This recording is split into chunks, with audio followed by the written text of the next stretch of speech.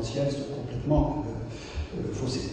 Alors typiquement, les problèmes éthiques, les risques éthiques auxquels est confrontée l'entreprise sont de plusieurs ordres, mais on retrouve d'une manière classique les questions de fraude. Les questions de fraude. Je ne sais pas si vous avez eu l'occasion de regarder le rapport de PricewaterhouseCoopers qui lance une enquête mondiale sur les fraudes. C'est terrible. Et puis la fraude émergente aujourd'hui dans le monde, c'est la cybercriminalité, hein, avec des coûts énormes pour les compagnies. Il y a également des problèmes qui ont été évoqués au long de cette journée, les questions de rémunération excessive des dirigeants, hein, rémunération abusive, la question des golden parachutes. Tout ça, ce sont des sujets qui posent un problème éthique. Il y a la question des délits d'initiés, hein, les délits d'initiés, donc de la part de membres de conseils d'administration ou d'équipes de direction. Il y a des questions de harcèlement. Dans certains pays, au cours des années récentes, on a vu qu'il y avait même des phénomènes de suicide. C'est-à-dire qu'il y a un tel niveau de stress qui génère des suicides, donc ce sont des sujets d'éthique. Il y a des questions d'espionnage industriel, hein, qui sont importantes. Et il y a également des questions de sécurité sanitaire. Donc tout ça, ce sont des problèmes qui touchent la vie de l'entreprise. Alors, pour adresser le thème de l'éthique, et avant de passer la parole aux collègues, je voudrais poser un certain nombre de questions. La première question, c'est de savoir en quoi l'éthique est importante pour les entreprises. En d'autres termes, quels sont les enjeux éthiques pour le développement des organisations et le développement des économies. Également, autre question qui me paraît être importante à adresser, c'est la question de savoir comment on peut mettre en œuvre de manière réussie, de manière efficace, une démarche éthique au sein de l'entreprise. C'est-à-dire qu'est-ce qu'il faut faire concrètement pour promouvoir une éthique efficace au sein de l'organisation. Troisième question, également, dans les démarches de management, il est classique d'adopter une approche coût-bénéfice, hein, et une démarche n'a de sens que si elle est génératrice d'un résultat positif. Donc, ça m'amène à poser la question de savoir quels sont les bénéfices attendus de l'éthique. Voilà en gros les grandes questions, et là je vais passer la parole à M. Gérard Schul, donc, qui va, lui, présenter le concept éthique, le définir, et dans une perspective extrêmement large. Oui, merci. Alors je vais essayer effectivement de répondre peut-être à la première question. Ça va ? Vous m'entendez ? Ouais, c'est mieux. Oui, répondre à la première question sur les enjeux en fait de l'éthique en matière de management. Alors, si vous êtes ici aujourd'hui, vraisemblablement, c'est que vous considérez qu'il y a un enjeu et que ce n'est pas une question théorique, que le fait de s'interroger sur les finalités de l'entreprise a bien un sens. Alors, je vais aborder très rapidement quelques points. Le premier, c'est qu'est-ce que peut amener l'éthique au système marchand? Quel lien entretient l'éthique avec la morale? Est-ce que cette idée d'éthique, c'est plutôt lié à l'individu ou plutôt lié au collectif? La religion est-elle un facteur de développement durable? Est-ce que c'est le manque d'éthique qui a engendré la crise? L'éthique s'oppose-t-elle au profit? Et puis, comment lier éthique, maîtrise des risques et reporting? Et tout ça en 15 minutes. Bien, alors, éthique et monde des affaires. Les affaires sont des affaires. C'est ce qu'on dit en France. Cette affirmation, en fait, elle dit en creux que les affaires, c'est un monde dur, concurrentiel, et où les naïfs qui auraient quelques préoccupations morales ou éthiques n'ont peut-être pas leur place. C'est faux. C'est faux parce que l'éthique a de tout temps été liée de manière consubstantielle au développement des affaires. Le marchand, sur un souk, s'il manque à sa parole, il déroge aux règles du jeu, et vous n'irez plus le voir. C'est parce qu'il a justement, il s'est mis hors jeu de lui-même. Et c'est vrai aujourd'hui des entreprises aussi, qui, si elles ne respectent pas un certain nombre d'attentes des parties prenantes, et on les a vues tout au long de la journée, elles se retrouvent mises sur le projecteur, sur les projecteurs des médias, des ONG, et eh bien, elles perdent en réputation, et elles perdent finalement également en chiffre d'affaires. Donc, l'éthique et les affaires sont liées.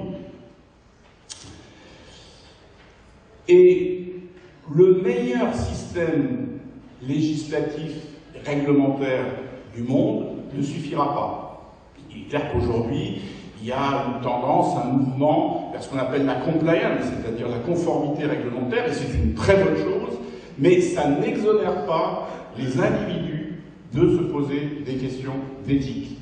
Et le meilleur cadre, je dirais, c'est qu'au sein des entreprises, toutes ces préoccupations pénètrent vraiment les entreprises, du dirigeant jusqu'au plus humble des collaborateurs. Que ça fasse vraiment partie de l'ADN des entreprises. Éthique et morale. Non, alors, on va faire simple. Hein. On va dire que les termes éthique et morale sont souvent confondus, liés. Alors, on peut dire que l'éthique, finalement, c'est une morale en action, peut-être aussi une morale collective. Donc, une morale, une éthique, ça donne des règles, ça donne des obligations, des interdits. La question, c'est sur quoi fonder ces obligations, ces interdits.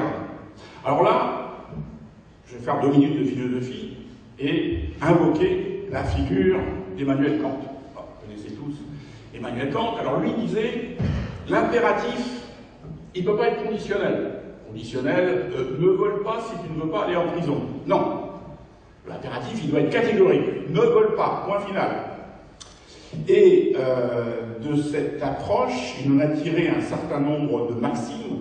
Alors, je citerai simplement les trois les plus connues. La première, c'est « Agis toujours de telle sorte que la maxime de ton action puisse être érigée en règle universelle. » La seconde, c'est « Agis toujours de telle sorte que tu traites l'humanité en toi et chez les autres comme une fin et jamais comme un moyen. » Et la troisième, « Agis de telle sorte que tu considères ta volonté raisonnable comme instituant une législation universelle. » C'est magnifique. D'accord? Alors oui, c'est magnifique. C'est magnifique, mais il y a quand même un petit problème. C'est-à-dire que cette morale qui serait uniquement soucieuse de la pureté des consciences et indifférente à la matérialité des œuvres, est un petit peu éloignée de la réalité quand même. Il y a un certain nombre de dirigeants ici qui doivent se dire oui, c'est bien Kant, mais c'est dur. Eh bien, Peggy disait aussi d'ailleurs. Il avait eu cette phrase Kant a les mains pures, mais il n'a pas de main. Et donc, aujourd'hui, alors, la morale commande, l'éthique recommande. Et d'ailleurs, on dit faire la morale, vous observerez qu'on ne dit pas faire l'éthique. Donc l'éthique, c'est un monde de valeurs, mais c'est un monde de valeurs fragiles. C'est un monde de valeurs qui est toujours menacé par la réalité. Et une question qu'on peut se poser, c'est qui est le mieux à même de définir ces valeurs, de définir cette éthique? Est-ce que c'est l'individu ou l'entreprise? Alors là encore, je fais appel à un philosophe, André Comte-Sponville, vous connaissez certainement. Lui, c'est clair. Il dit « Cette histoire d'éthique d'entreprise, c'est un bobard. » C'est le terme qu'il emploie. Un bobard. Pourquoi? Parce que le capitalisme n'est pas moral. Il n'est pas immoral non plus, d'ailleurs. Il est amoral. Alors ça ne veut pas dire pour lui qu'il ne faut pas se poser des questions d'éthique. Bien au contraire. Il dit, puisque nous ne sommes pas des capitalistes, nous ne sommes pas le capitalisme, nous sommes des individus. Donc, c'est pour au capitalisme de poser la question, c'est à nous, en tant qu'individus, de définir ce qu'est l'éthique. Je ne suis pas complètement d'accord avec cette position, et vous avez entendu ce matin Rani Chelali, président de la CIMR, qui vous a expliqué justement comment un collectif, une entreprise, pouvait bâtir un corpus de valeurs. Et moi, je considère qu'une entreprise qui veut se créer des valeurs saines, l'entreprise, finalement, c'est une entité morale, justement. Donc, je considère qu'une entreprise peut tout à fait définir une éthique et que ça n'a rien à voir avec un bobard, n'en déplaise, par réponse pour nous. Autre point, éthique et religion. Quelles sont les communautés qui peuvent réellement prétendre avoir atteint le stade d'un développement durable? Ce sont les grandes religions. C'est le christianisme, c'est l'hindouisme, c'est l'islam. Toutes ces religions regroupent 75% de la population mondiale. Et elles partagent un certain nombre de caractéristiques. Elles répondent à des besoins essentiels et universels chez tous les êtres humains. Le premier besoin, c'est un besoin d'ordre. C'est un besoin d'ordre qui donne un sens à nos efforts individuels et qui confirme que ce que nous faisons est bien et que nous serons récompensés pour ces efforts. Le second besoin universel, c'est le besoin, désir d'échapper à notre ego. Et en fait, les grandes religions prennent souvent le contre-pied des sociétés, notamment occidentales, ou du management. Cette tendance qu'a le management à privilégier la compétition solitaire, la personnalisation extrême et le culte du moi. Il y a aussi le sentiment de sécurité que confère le temps ritualisé, que ce soit Noël chez les chrétiens ou le Ramadan chez les musulmans. La vie familiale est rythmée par ce genre, ce type d'événements, et cet aspect cyclique, en fait, des événements donne à la vie un caractère prévisible. Et nous avons besoin de ce caractère prévisible. Autre aspiration, savoir d'où nous venons. Nous aimons considérer qu'il y a une origine qui peut expliquer notre présent. Le cinquième besoin se traduit par le sentiment qu'il y a un avenir meilleur pour lequel nous pouvons nous battre, pour lequel nous devons nous battre. Et que nos efforts, encore une fois, seront récompensés. Les grandes religions rejettent la passivité, le fatalisme, la résignation, qui sont précisément les trois facteurs les plus corrosifs pour la productivité des entreprises. Elles proposent une rédemption. Nous avons également un besoin viscéral de poser des questions. De satisfaire notre curiosité. Ce processus de questionnement est cathartique. Enfin, dernier besoin, c'est que toutes les religions savent répondre à un besoin, à notre besoin de mystère. Ce qui est connu est conquis. Et ce qui est conquis n'est pas très valorisé. Alors en France, vous avez un exemple très clair. Regardez la valeur des entreprises. Prenez la situation nette comptable des entreprises et regardez la valeur, par exemple, des entreprises en bourse.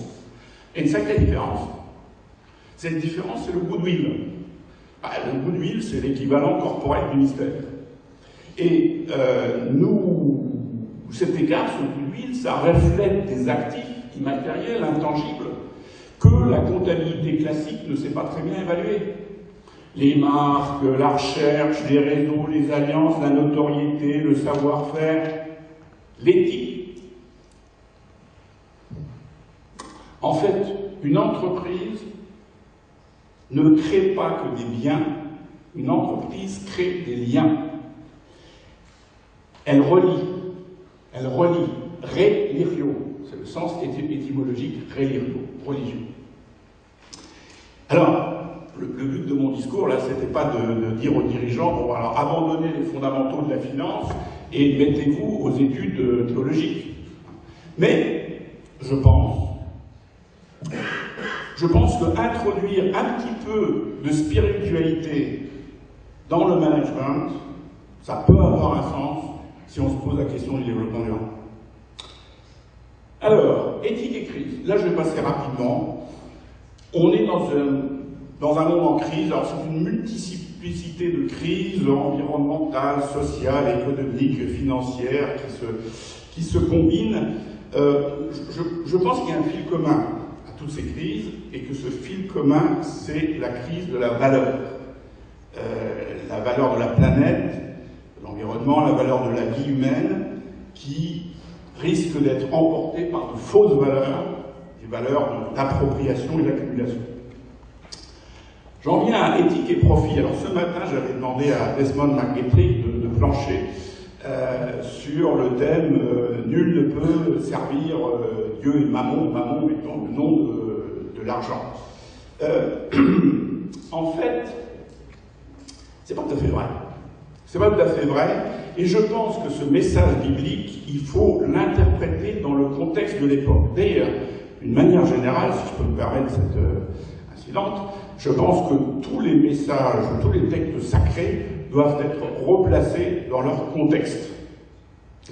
Donc, au moment où cette phrase a été dite, c'est vrai qu'on était dans une société où le progrès n'existait pas. Et que forcément, si la tête de quelqu'un dépassait, c'est parce qu'il avait un petit peu enfoncé la tête de l'autre.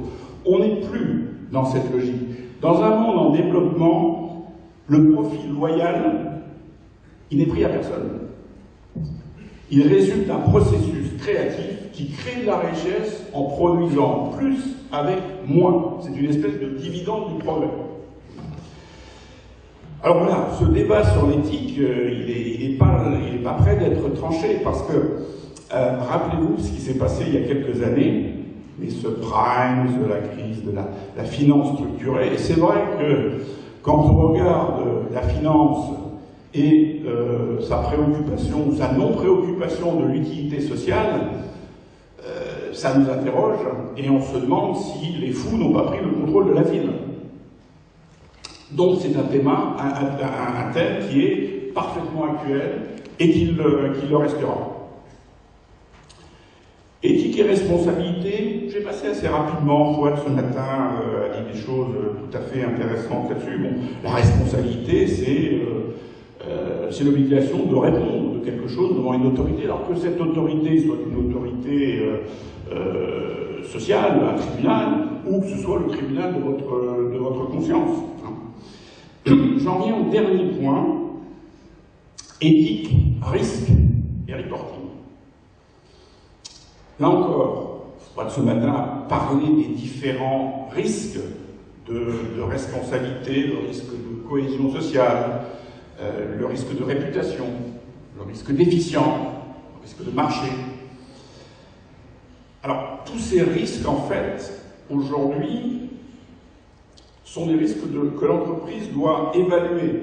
Exercer sa responsabilité, c'est évaluer l'écart entre la règle qu'elle s'est fixée et la réalité de ses pratiques, et essayer de les corriger, et c'est rendre compte de cet écart.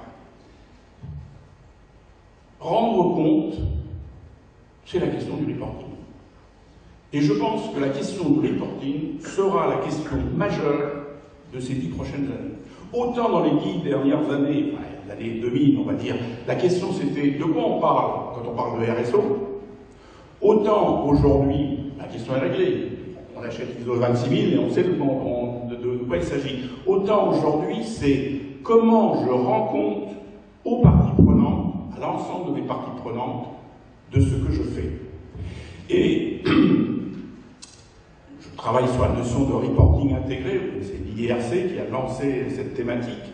Ce qui est intéressant, c'est que on voit aussi qu'aujourd'hui, la question de l'entreprise, c'est pas la RSE bisounours, si je veux dire, la RSE périphérique. C'est comment je démontre, en prenant en compte toutes ces notions dont on a parlé, que je crée de la valeur à court, moyen, long terme. Et c'est ça que les financiers, d'ailleurs, que je critiquais il y a 2 minutes, c'est ça que les financiers veulent comprendre. Et donc, les financiers vont faire évoluer la RSE précisément à travers cette notion de reporting intégré. Donc voilà, c'est vers ça que nous allons, mais je crois que toutes ces questions vont être abordées de manière beaucoup plus précise par les autres intervenants. Merci.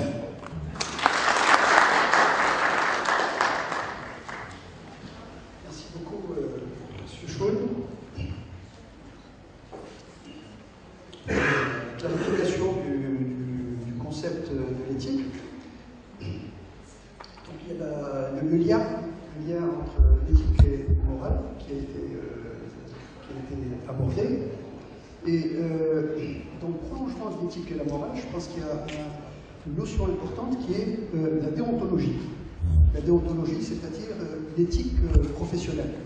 Et je voudrais vous proposer une définition qui synthétise ces 3 notions de morale, éthique et déontologie.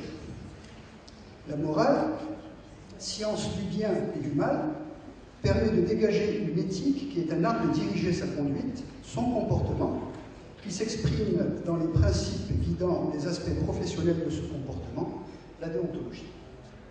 Et la déontologie, en général, elle est définie par les organisations, les structures ordinales, hein, comme dans pas mal de professions libérales, vous avez les ordres des médecins, d'avocats, etc. Et puis dans le monde de l'entreprise, on déploie ce qu'a présenté M. Chidevi ce matin, c'est-à-dire les chartes de valeurs ou codes de conduite, ou codes déontologiques.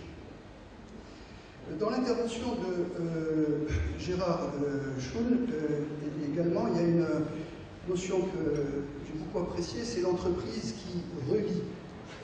Hein, l'entreprise qui relie, et là, la notion de sens qui a été évoquée ce matin prend tout son sens. Et en fait, ce qui est important dans des process de management, c'est bien sûr d'arrêter des valeurs, comme l'a présenté M. Chidevi à la lumière de son expérience, c'est de faire en sorte que ces valeurs soient intégrées, intériorisées par toutes les équipes. Et les valeurs font partie de l'ADN de l'entreprise. Vous avez parlé, Gérard, de crise de la valeur. Je compléterai par crise des valeurs aussi. Hein, parce qu'on est dans un monde aujourd'hui qui est de plus en plus cynique. Hein, de plus en plus cynique. Et on observe malheureusement dans beaucoup de sociétés donc une crise des valeurs. Voilà, donc pour mes commentaires concernant l'intervention de Gérard Schoen, je vais passer à présent la parole à Magic Gray, qui lui va parler de la relation. Je suis moins philosophe que ça. Et je voudrais parler d'éthique et performance, relation entre éthique et performance, et j'ai rajouté entreprise marocaine. Dans la réalité, vous allez voir que dans les slides, je ne parlerai pas beaucoup d'expérience marocaine, mais certainement j'en parlerai.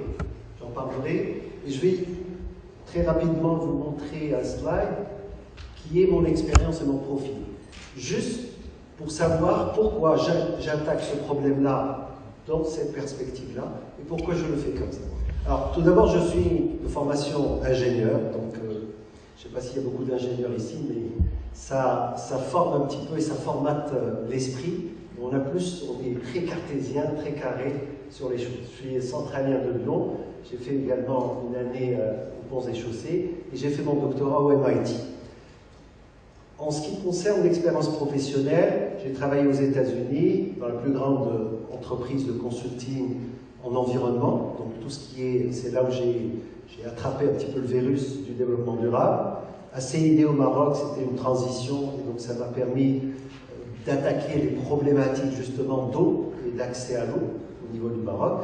Et j'ai passé pratiquement une dizaine d'années en tant que directeur général de l'Office national des pêches, qui est un secteur éminemment, il est carrément dans le développement durable. Et donc c'est un petit peu ce virus-là qui est né progressivement. Alors aujourd'hui, ce que je fais, c'est que je suis un petit peu dans mes ma cinquantaine, 55, et je commence à me poser des questions et je donne du sens un petit peu à ma vie.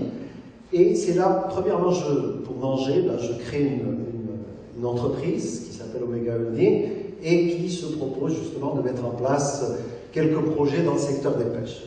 Ce n'est pas le propos de mon mais c'est de l'entrepreneuriat, c'est l'action entrepreneuriale. Je donne des cours de business ethic, à la fois à l'ESCA, c'est pour ça qu'il y a le logo ESCA en haut, de business ethic. Je le donne également pour le MBA des Ponts et Chaussées et du développement durable. Donc voilà, j'ai envie de rentrer encore plus, de donner du sens à ma vie. Et donc j'ai créé à l'intérieur d'ESCA un institut que j'ai appelé Social Innovation and Sustainability Institute. C'est l'Institut du développement de l'innovation sociale et du développement durable. Et au fait, cet institut est pour moi très important parce qu'il va donner du sens entre les besoins sociaux et la RSE. C'est vraiment le cœur de ma volonté à ce niveau-là. Et je suis également président d'Enactus, qui est une ONG qui encadre les étudiants et qui se donne comme mission de réaliser le progrès social et durable au Maroc à travers l'entrepreneuriat. Donc on essaie de faire en sorte à ce que nos étudiants soient des entrepreneurs capables de changer le Maroc. Et quand j'utilise le mot innovation sociale, ça veut vraiment dire ce que ça veut dire, qu'on est en rupture. Nous ne sommes pas dans l'économie solidaire, sociale et solidaire, que j'estime être un sujet dépassé aujourd'hui. Nous sommes dans la rupture et je pense que le monde avance un peu plus vite que ce que nous faisons aujourd'hui et nous avons intérêt à regarder ça. Donc, la question qu'on se pose aujourd'hui, c'est comment concilier l'éthique et le management.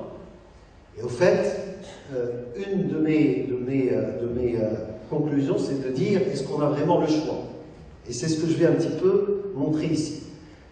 Et parler de l'éthique et sa contribution à l'efficacité managériale. Donc je vais donner quelques exemples au fur et à mesure. Donc mon sommaire, c'est parler de l'éthique rapidement, et je vais vraiment la simplifier par rapport à M. Schoen qui lui est rentré dans certains détails. Je vais la résumer en 2 mots. Crise actuelle et durabilité, très important pour nous, parce qu'on partira des crises pour essayer de voir et justifier ce que nous faisons. Parler de l'approche actionnaire par rapport aux parties prenantes et se poser la question des stratégies pour une performance durable donc de l'entreprise. Quelques définitions, et ça c'est justement un slide qui résume ma compréhension. Comme je suis allé aux États-Unis, je suis ingénieur, je me débarrasse de beaucoup de choses pour ne laisser que 2 mots qui sont importants pour moi, c'est principes et valeurs. L'éthique pour moi, c'est les principes et les valeurs qui définissent le bon et le mauvais. Globalement, si on retient ça, c'est déjà pas mal. C'est ce que je dis à mes étudiants. Si vous sortez de ce cours-là avec cette compréhension, vous avez déjà compris beaucoup de choses. Bien et mal, et au fait, dans l'éthique des affaires, c'est le principe, c'est les principes, les standards de ce qui est acceptable. Quel comportement, quelle prise de décision est acceptable dans le monde des affaires, tout simplement.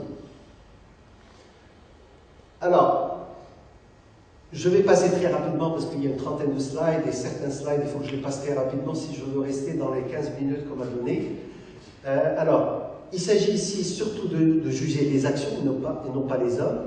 Et l'objectif de l'éthique est d'atteindre un consensus rationnel de comment on devrait vivre ensemble. C'est le comment vivre ensemble. et c'est un consensus. Nous ne sommes pas dans la loi, nous sommes dans le consensus social. Beaucoup de gens pensent que le renforcement des lois fait que la société marche et que l'éthique est quelque chose en plus. Et en fait, c'est exactement l'opposé. Le renforcement des lois n'est possible que si on a une base éthique. D'accord ?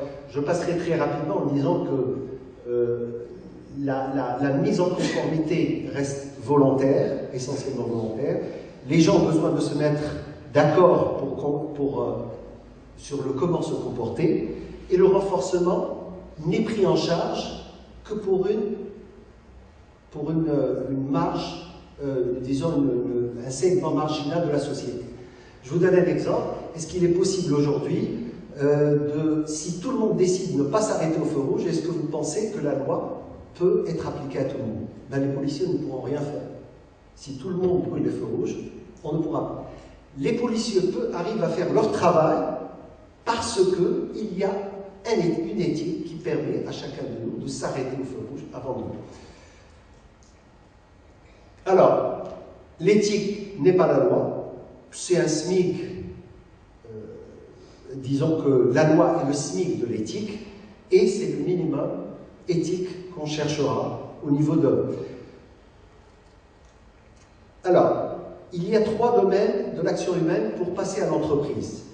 Le premier, c'est le domaine de ce qu'on appelle en anglais le codified law, c'est-à-dire tout ce qui est standard légal. Le deuxième, c'est les standards éthiques. Et le troisième, c'est ce qu'on appelle le libre choix, pratiquement. Et au niveau de l'entreprise, ça se simplifie par cette pyramide où l'entreprise est là parce elle a un rôle, une responsabilité économique, premièrement. Donc c'est comment être profitable, c'est ça sa raison d'être. Le deuxième, c'est la responsabilité légale, comment obéir à la loi, c'est obéir à la loi. Le volet éthique, vous le voyez, il est au-dessus de la loi pour dire c'est comment être juste, comment faire ce qui est bien, éviter ce qui est mal. D'accord ? Et bien, au sommet, c'est la responsabilité volontaire. Et c'est là où certains aspects de la RSE interviennent.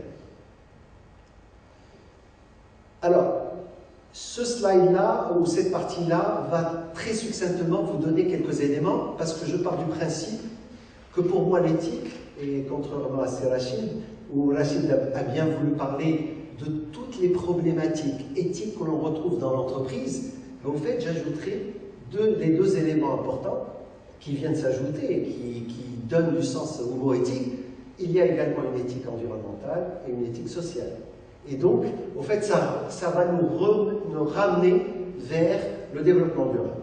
Donc, ici, on parlera essentiellement des problématiques que nous vivons. Alors, trois niveaux. Des scandales.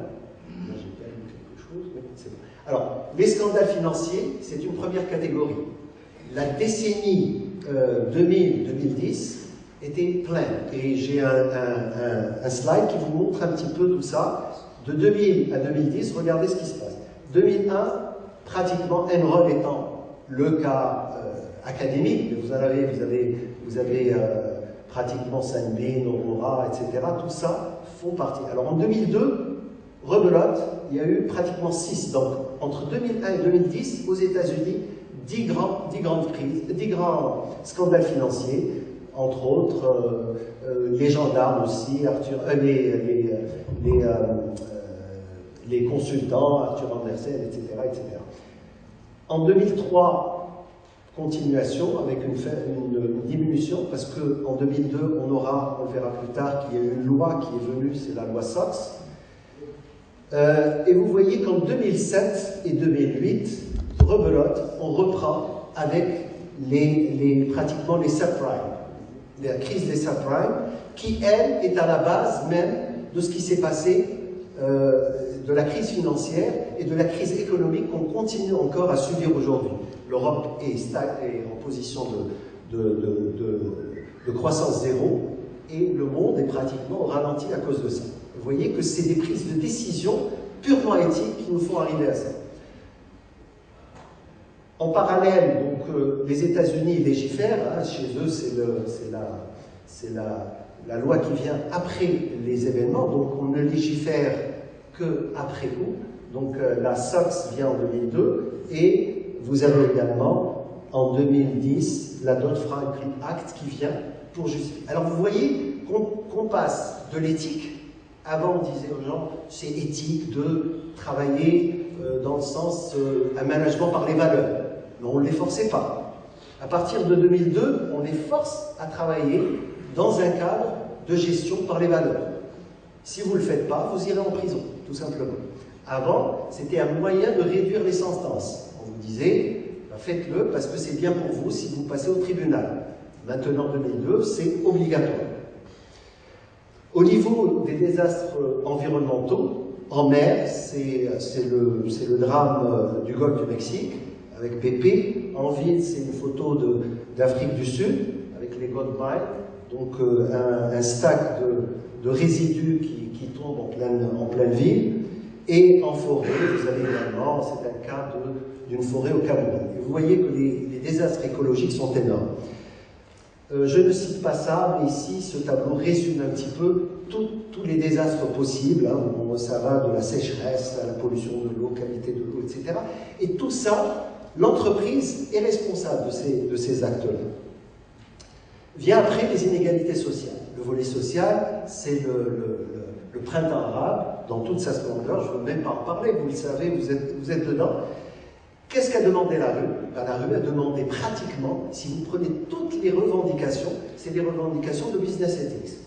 Ils ont demandé de la transparence, de la reddition des comptes, non à la corruption, des jobs, etc., etc. Et donc, déjà, et la réponse a été une réponse au bout de 3-4 mois, où la Constitution est une Constitution. Lorsque vous la lisez, vous avez l'impression de lire un code d'éthique.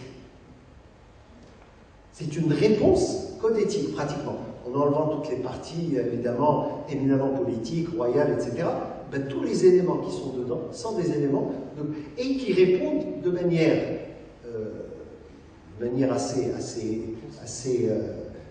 élevée en termes de hiérarchie des lois, répond pratiquement à toutes les problématiques non éthiques qui existent au Maroc. Corruption, développement durable. Première fois qu'il y a le développement durable dans une loi. On se retrouve. La Tunisie a suivi également.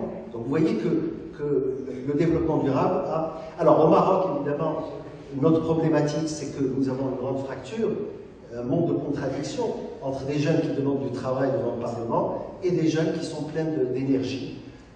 Entre un développement durable très en retard et une ville très en avance. Entre une pollution qui nous envahit et les principaux enjeux que nous avons au Maroc, c'est un enjeu de jeunesse, de développement humain et d'environnement. Et quand on en arrive là, on se pose la question, est-ce qu'on a vraiment le choix à continuer à être non éthique? Nous n'avons aucun choix. Le choix n'existe pas, ce n'est pas une option, c'est carrément une obligation de faire quelque chose. Sinon, tout ce qui prenait le cas, et c'est là où, en tant que professeur, parfois j'ai une facilité à convaincre les gens, c'est de dire, regardez ce qui se passe en Égypte, ce qui s'est passé en Égypte, regardez ce qui s'est passé en Tunisie. Ben la croissance s'est arrêtée pendant 2-3 ans, maintenant ils ont du mal à reprendre. On a parlé de l'exception marocaine, il n'y a pas d'exception marocaine. Faisons très gaffe, faisons très attention. Il n'y a que ce que nous faisons, et la conséquence en est ce que nous aurons appris. Tout ce que nous aimons, c'est qu'on ne soit pas dans ce printemps arabe continuellement. Le Maroc a d'autres volontés, et le Maroc peut progresser. Et on peut progresser dans l'éthique. C'est ça le... Alors, revenons maintenant à notre histoire d'actionnariat d'actionnaires et de parties prenantes. Je pense que je n'ai pas à vous convaincre aujourd'hui, le débat est dépassé. Intellectuellement, on n'est plus à convaincre les gens que l'approche partie prenante est supérieure à l'approche actionnaire pure. On n'est pas dans Friedman, c'est dépassé, tout ça est une vieille histoire. Aujourd'hui, hein, comme vous l'avez dit M. Schoen ce matin, 40 ans après, on a fait un grand pas. Donc la question ne se pose pas pour nous. Et Tout ce qu'on sait aujourd'hui, c'est que nos décisions non éthiques ont des conséquences graves en termes économiques, et ça on l'a vu pendant la décennie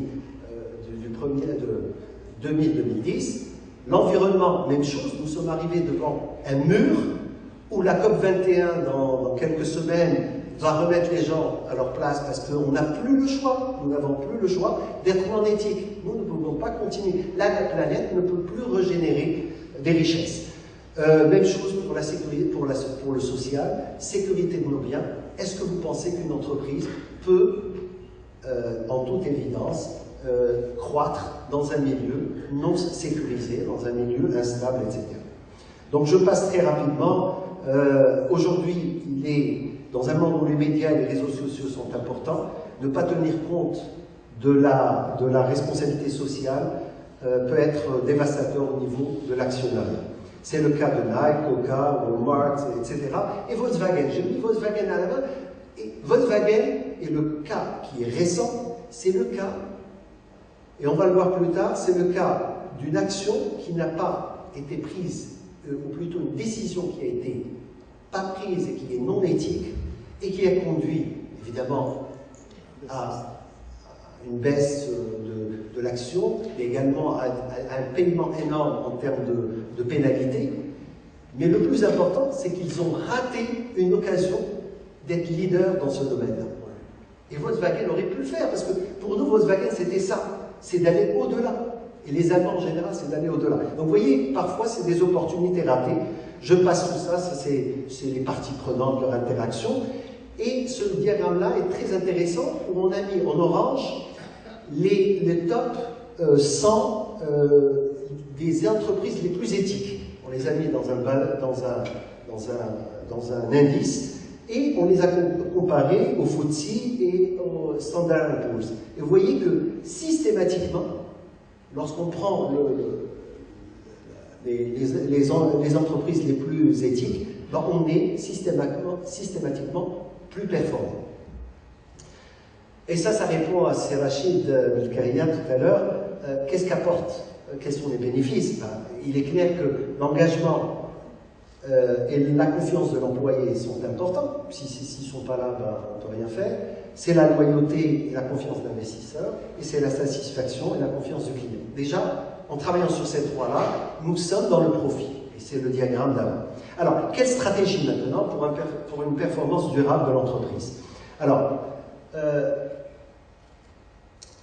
je pense que, de manière générale, ne pas tenir compte de l'éthique, comme on l'avait vu, n'est plus une option pour nous. La vraie question qui se pose, c'est comment optimiser l'efficacité managériale? Quelle route devrais-je choisir pour être durable et pour répondre de manière éthique aux problèmes posés? Il y a disons, j'ai cité ici trois approches. La première, c'est la labellisation à travers la RSE. Et je vais vous dire mon opinion, et en espérant ne vexer personne. Et la deuxième, c'est ce dont on a parlé ce matin, c'est l'approche de Porter, qui parle de Creation of Shared Value, la CSV. Et je voudrais ici parler de l'innovation à travers la durabilité. Comment on peut utiliser la durabilité ou le développement durable comme une opportunité pour innover. Dans un temps de crise, nous avons besoin d'innover. Et le seul moyen aujourd'hui, un des moyens, ce n'est pas le seul, mais un des moyens intéressants, c'est justement ce volet-là. Alors, les référentiels, évidemment, l'éthique n'est valable que par rapport aux référentiels, mais tout ça, on en a parlé ce matin, je vais les passer rapidement, en soulignant un seul, ici, si vous le permettez, c'est l'avant-dernier, c'est le PRME, principe, PRME, c'est Principle for Responsible Management Education. Ça veut dire c'est les principes pour une éducation responsable en management. C'est-à-dire que l'ONU a sorti les mêmes principes que le Pacte mondial, a sorti les mêmes principes pour les principes d'Équateur, pour le secteur financier, mais a sorti quelque chose pour le monde éducatif. Donc, et c'est là c'est aussi un cheval de bataille que je prends en charge. La semaine dernière, j'étais en Jordanie pour parler de ça. Un des points les plus importants, c'est d'inculquer ça.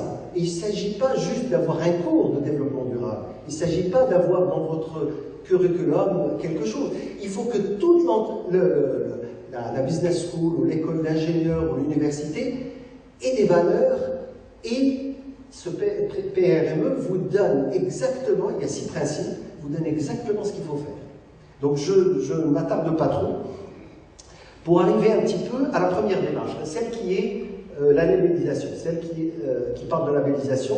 Vous avez l'ISO, vous avez le label CGM, ce sont des référentiels qui sont excellents.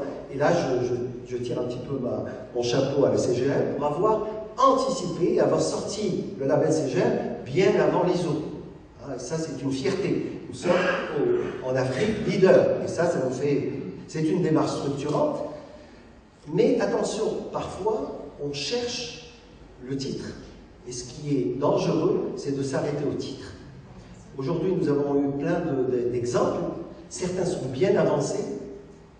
Ceux qui étaient aujourd'hui étaient bien avancés. Mais d'autres recherchent le titre pour le titre. Donc il est important pour nous de réaliser ça et de savoir, et je vais vous le présenter dans la 3e démarche, vous montrer où on se situe par rapport à ça. C'est-à-dire, si on cherche que la labellisation pour la labellisation, on est dans une logique qui ne nous permet pas d'avancer plus en avant. La deuxième, je la citerai pour la citer, parce qu'elle est importante, c'est la shared value, c'est la valeur partagée que propose Michael Porter. Et donc, chez Michael Porter, il s'agit, et Desmond ce matin avait parlé d'externalité positive, lui avait parlé d'externalité négative pour dire, en tous les cas, tout ce que vous faites mal, ben vous allez le payer un jour ou l'autre. En temps de crise, c'est sûr que les ONG vont mettre plus de pression pour que vous payiez ça. Donc, tant qu'à faire, anticipons et soyons disons, proactifs pour essayer de répondre à ça. Donc, le plus important, 2 choses importantes, c'est que l'entreprise peut créer de la valeur économique en créant de la valeur sociétale. Ça, c'est important. 2, c'est qu'il s'agit aujourd'hui de ne pas avoir la RSE en marge, mais avoir la RSE comme une démarche stratégique. D'accord? Et dans les propos de gouvernance, vous en avez parlé ce matin, c'est Rachid, il est clair qu'aujourd'hui, on parle d'éthique, on parle de responsabilité, de responsabilité sociale. Donc, pour les boards, pour les conseils d'administration, c'est devenu important d'introduire dès le départ ces éléments-là dans la construction de la stratégie globale. Alors, je voudrais revenir à l'innovation à travers la durabilité. Et là, je fais référence à un article de la Harvard Business Review. Vous avez tout ce qu'il faut ici pour chercher l'information. Mais que l'idée, c'est que le développement durable peut être vu comme une opportunité pour innover et avoir des avantages compétitifs. C'est un peu l'histoire que je vous ai racontée très rapidement de Volkswagen. C'est une opportunité ratée de faire mieux que les autres. Ils ont triché, ils ont été pris. D'accord? Et ce cas-là, il y en a plusieurs. Il y a Nike, et on y va. Le malheur, c'est qu'en général, quand quelqu'un comme Volkswagen fait ça, ça veut dire que toute une industrie fait la même chose. Nike, quand il a fait ça, quand on l'a pris en flagrant délit, ben Nike n'était pas tout seul. Adidas faisait la même chose. Mais Nike a été pris en photo, flagrant délit. D'accord? Donc, vous voyez que, réellement, quand on prend des gens, c'est juste pour donner l'exemple, mais dans la réalité, le mal est encore plus profond que ça.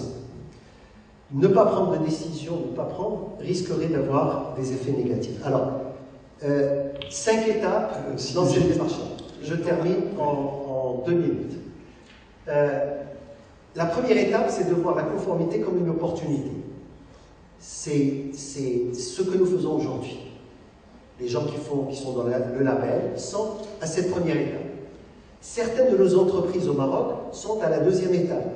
Si je prends par exemple Cosuma, ben il est clair dans l'agro-business, s'il ne tient pas compte des agriculteurs, il aura des problèmes. Donc il le fait, il est convaincu, Cosuma est convaincu qu'il faut rendre la chaîne de valeur durable. Ça, on n'a même pas besoin de le dire.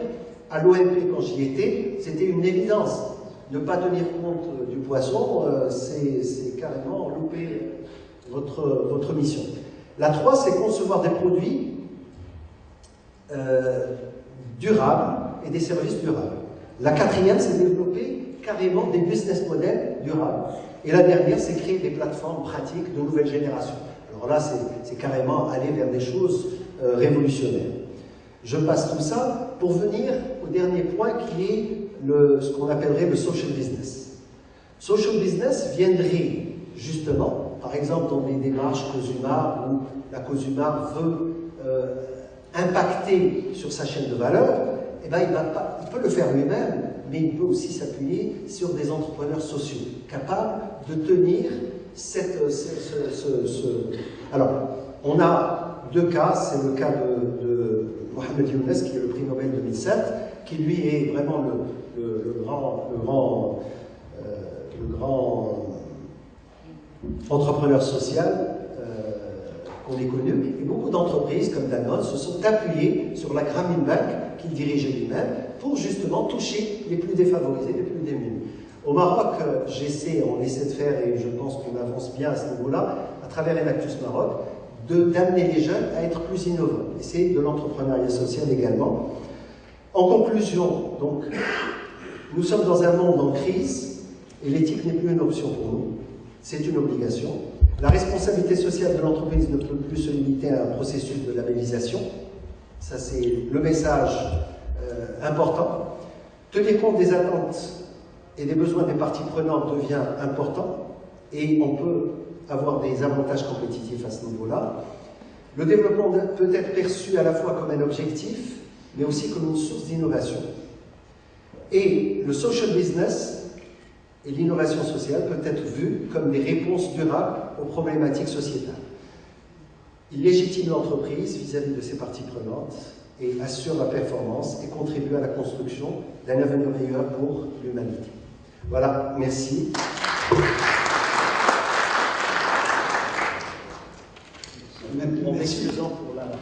Merci beaucoup Simajid pour la brillante démonstration.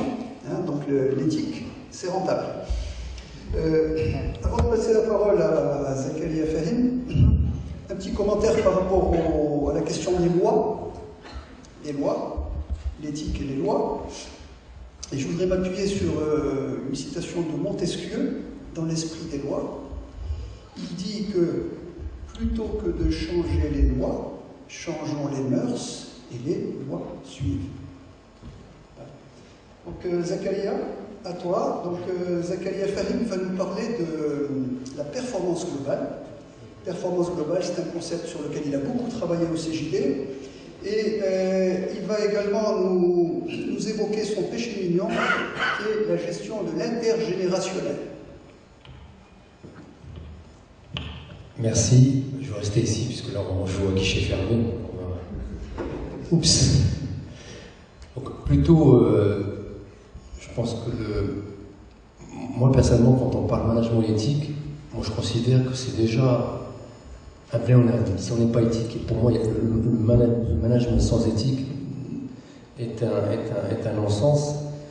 Et tout l'intérêt aujourd'hui de ce type d'exercice, c'est de rappeler avec force que, ça a été un peu le mot de la fin de mon avis magique, que c'est plus un luxe et que l'éthique est soit elle est dans l'ADN aujourd'hui du management et donc de l'entrepreneur, soit il n'y a pas de salut. La même chose quand on regarde un petit peu la problématique donc des entrepreneurs ou des gens qui ont considéré l'éthique comme étant un élément donc, de leur ADN.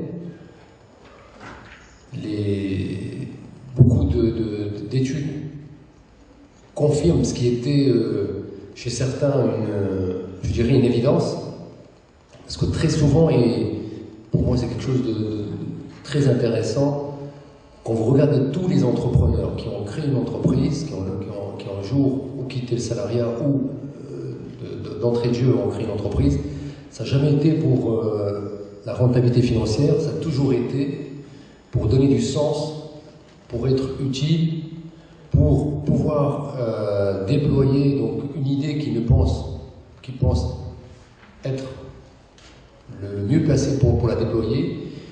Et la partie financière, effectivement, est une conséquence, mais n'est jamais la première condition pour aller lancer une entreprise. Et je pense qu'aujourd'hui, quand on parle du management éthique, très souvent, on met dans le même lot les rentiers et les entrepreneurs. Quand vous regardez à l'échelle internationale, les patrons de PME sont souvent moins payés que beaucoup de cadres supérieurs de grandes entreprises. Donc, de façon naturelle, un entrepreneur est, je dirais éthique. Maintenant, ce qui est important, c'est donner un cadre, lui donner aujourd'hui les éléments, de structurer. Et c'est pour ça que très souvent, la meilleure manière de permettre à un entrepreneur d'être éthique, c'est de le mettre en réseau, de lui permettre d'avoir une possibilité d'échanger le plus en amont pour, s'il était encore besoin, de se rassurer que la vision d'intégrer, d'avoir des valeurs fortes, de loyauté, d'avoir des valeurs de considération pour ses équipes, considérer que donner du sens et être utile dans la cité, c'est important. On a fait allusion, on est passé rapidement sur le printemps, mais on a vu beaucoup d'entreprises qui se sont posé la question de la RSE après le 20 février, qui peut-être ne se seraient pas posé la même question de la même manière. Donc, effectivement, je dirais l'environnement aujourd'hui est un environnement qui reste très difficile ou peu enclin à écouter ce que d'autres ont démontré. Donc quand on voit avec les chiffres qu'a montré tout à l'heure sur les entreprises qui ont intégré la RSE et ceux qui sont dans les top 100 ou top 500, on voit qu'elles sont plus performantes. Donc la logique, c'est-à-dire le lien entre la performance économique et sa stratégie et sa culture, son ADN d'être dans une logique de performance globale, c'est-à-dire je considère que je suis un manager éthique parce qu'effectivement, je ne vois pas la performance de l'entreprise uniquement par la lorgnette de ce qu'on appelle aujourd'hui le bas de bilan, c'est-à-dire le résultat financier, mais par rapport à des éléments immatériels, par des éléments pas toujours faciles à chiffrer, qui sont très souvent immatériels. Et pour certains résultats, on est en train, avec ce type d'exercice, de démontrer. Bon, je donne toujours l'exemple d'un de mes clients qui a une entreprise qui fait les 3-8. Il me disait, jamais une de mes machines n'est tombée en panne dans le cadre d'une réparation curative. Toujours on a été dans le préventif. Il m'a dit pourquoi? Parce que mes collaborateurs, quand ils entendent le moindre petit bruit, ils viennent le signaler et on arrive à faire de la réparation préventive. Après, quand on gratte, on voit le patron, quand dimanche il y a un souci, il met sa blouse, il descend dans l'usine, il dit bonjour à tout le monde, il connaît les prénoms de ses 400 ou 500 salariés et il a une posture de respect. Et on revient à quelque chose de très important quand on parle d'éthique et management, c'est faire ce qu'on dit et dire ce qu'on fait. Et aussi, le gros souci dans l'éthique et le management, ça a été peut-être dit certainement dans la journée, mais il faut le rappeler, le label est une chose, le vivre et le faire vivre est une autre. Et là aussi, ce qui est très intéressant dans la partie éthique et management, c'est qu'il faut être dans une logique de marathonien. C'est-à-dire qu'on n'inscrit pas l'éthique pour dire, bah, tiens, il y a une conférence, tiens, ça fait bien de mettre sur son label, et je le fais parce qu'on est, un jour ou l'autre, on est découvert. Un jour ou l'autre, ça va se savoir, et le retour de manivelle, il est très important. Et on le voit dans tous ceux qui ont voulu jouer sur les valeurs, ça leur revient sur la figure. Les Américains sur un autre sujet, le bien et le mal. Donc on ne peut pas aujourd'hui légiférer quand on n'est pas en cohérence. Donc ce qui est important aujourd'hui dans le management et l'éthique, c'est bien sûr donner du sens et permettre à ses collaborateurs, à ses parties prenantes de dire aujourd'hui je suis fier de collaborer, d'être dans telle structure parce que ça me permet le matin de dire je ne gagne pas uniquement un salaire, je donne du sens à ce que je fais. Et l'un des premiers acteurs, parce que très souvent quand on parle de RSE, d'éthique, on a l'impression que c'est un peu comme un peu dans ce qu'on appelle qu'on va déployer de l'éthique, comme on va rentrer dans l'associatif quand on a à la retraite. Moi j'ai toujours en rigolant, j'arrive à mon bureau à 17h, je prends l'argent de la caisse et le reste du temps, je suis à la plage, parce que là aussi on revient sur l'engagement sociétal, l'engagement, et tout à l'heure quand il donnait un peu le parcours, c'est qu'on ne peut pas aujourd'hui être dans l'éthique et le management si on considère que la problématique de la cité est un sujet qui concerne les autres. Parce que c'est toujours... moi je fais ma part, je suis dans ma petite entreprise, tout ce qui se passe autour, c'est pas mon sujet.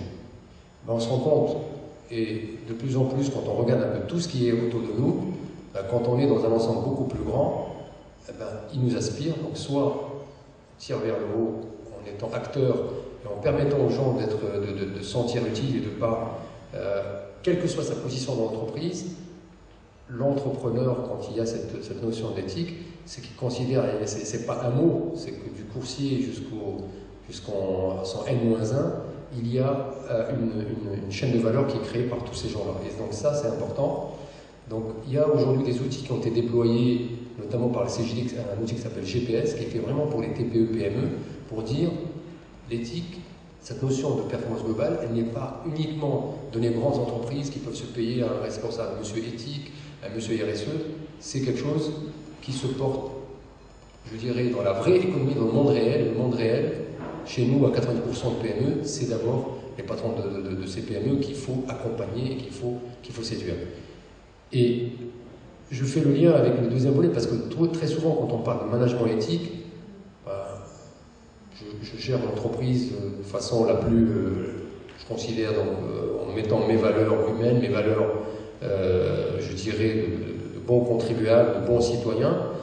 On se considère, mais je pense que ce n'est pas suffisant quand on voit aujourd'hui l'environnement dans lequel aujourd'hui est un pays comme le Maroc. On a grosso modo 50% ou 40, entre 40 et 60 dans l'informel. Qui dit informel, c'est ce que j'appelle moi souvent les hors-la-loi malgré eux, c'est des gens qui voudraient être éthiques ou qui sont souvent éthiques, mais qui ne sont pas reconnus par la cité. Et c'est comment permettre à des gens de démarrer leur entreprise sans être dans cette situation d'inconfort qui les met tout de suite en une position de porte-à-faux, c'est de mettre des cadres, et un des cadres, personnellement, je pense être pertinent pour être dans cette logique d'éthique et le management, c'est le projet d'auto-entrepreneur. Pourquoi? Parce que moi je reste convaincu que vous permettez à un jeune ou quelqu'un qui démarre dans l'entrepreneuriat, vous lui donnez un cadre où, au lieu d'aller frauder, dire moi j'ai pas l'argent pour payer mes impôts, je vais bricoler dans l'informel, puis après je vais voir, très souvent, je donne toujours l'exemple, il est plus facile de prendre le temps de dire à ses enfants voilà pourquoi il ne faut pas fumer, que de se réveiller en disant je vais t'apprendre comment tu vas arrêter de fumer. Ben, c'est un peu la même chose. Quand vous laissez les entrepreneurs ou le manager sortir de ces valeurs fondamentales qui est donc l'éthique dans le sens, je dirais avec un grand E, donc on le laisse tester un peu ce qui se passe dans ce qu'appelle tout à l'heure le mal, on aura beaucoup de difficultés à le ramener à la raison. Donc, je dirais une des responsabilités d'entrepreneurs, je dirais installés, c'est de considérer que l'éthique et le management n'est pas uniquement mon sujet, mais aussi un sujet de tout mon environnement. Et comment je peux être utile, c'est accompagner la mise en place, je dirais, de cadres qui vont faire en sorte que vous n'allez même pas vous poser la question est-ce que je suis éthique ou pas. Pour moi, c'est appelé au hasard. Je ne poserai plus la question. Et donc, nous avons une responsabilité d'accompagner cette montée en charge pour que ce sujet devienne plus un sujet de conférence, mais qu'on soit déjà sur un autre point. Je terminerai juste avec je ne dirais pas une petite citation, mais une phrase qui résume bien cette responsabilité qu'il a dit intergénérationnel, mais aussi, je dirais, global entre les nantis et les autres. Moi, j'ai toujours, mesdames, messieurs, les nantis, ou mesdames, messieurs, les entrepreneurs qui disent éthique, soyez égoïstes, partagez. Donc, nous avons une responsabilité aujourd'hui d'être des altruistes intéressés, de partager ce qu'on pense être dans nos convictions quelque chose de fort et de vrai, pour effectivement enclencher cette, je dirais, cette machine vertueuse, parce que maintenant le temps on l'a plus, quand on regarde un peu le monde autour de nous,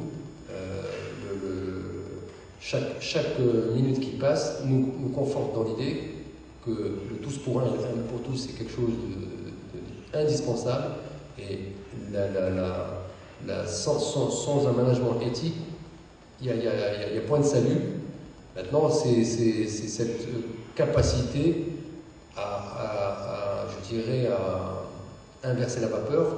Comment? Il va falloir qu'on évangélise le maximum de gens pour que, quand on dit ça existe, on puisse avoir des exemples, qu'on puisse être crédible par un retour. Et donc, il va falloir, notre ami donc l'avait rappelé, Gérard, sur intégrer tout ce qui est aujourd'hui non financier, pour que les gens qui sont vraiment performants, on le sache, et qu'on ne reste pas sur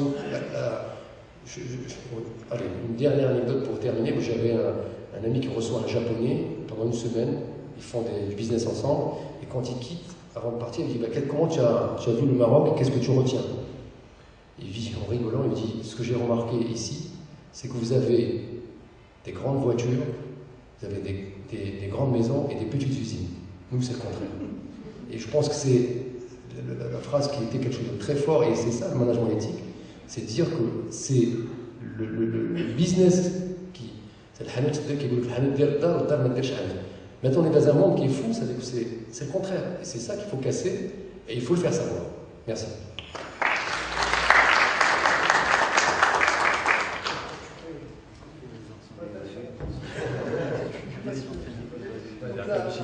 La parole est à Mounhaim Zebloul, donc je vais traiter l'éthique, contrôle interne et gouvernance.